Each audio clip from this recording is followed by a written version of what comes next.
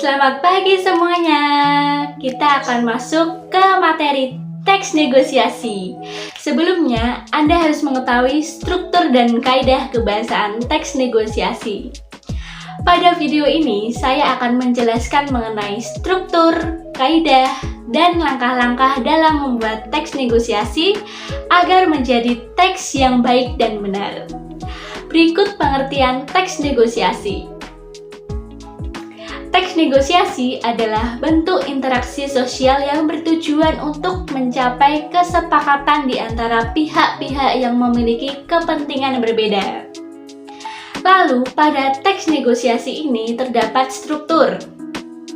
Struktur teks negosiasi meliputi orientasi, pengajuan, penawaran, persetujuan, dan penutup.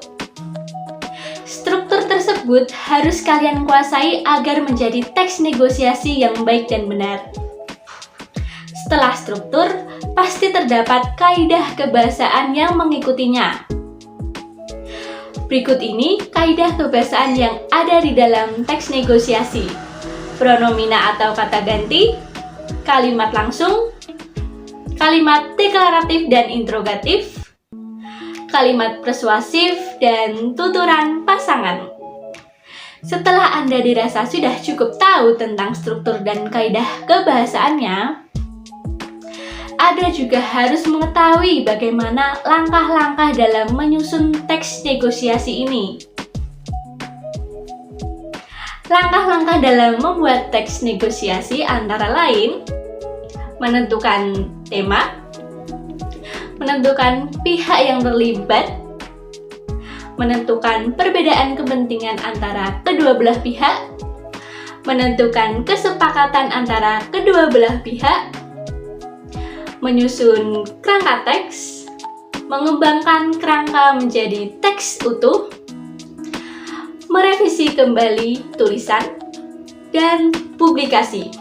Nah, bagaimana? Sudah semakin paham kan mengenai struktur kaidah kebahasaan dan langkah-langkahnya dalam membuat teks negosiasi ini?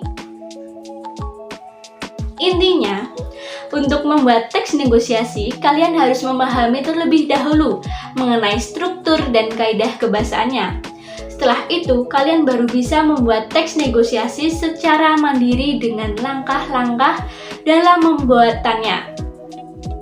Sekian penjelasan dari saya. Untuk lebih rincinya, saya sudah mencantumkannya ke dalam materi yang akan dipelajari di Google Classroom. Terima kasih.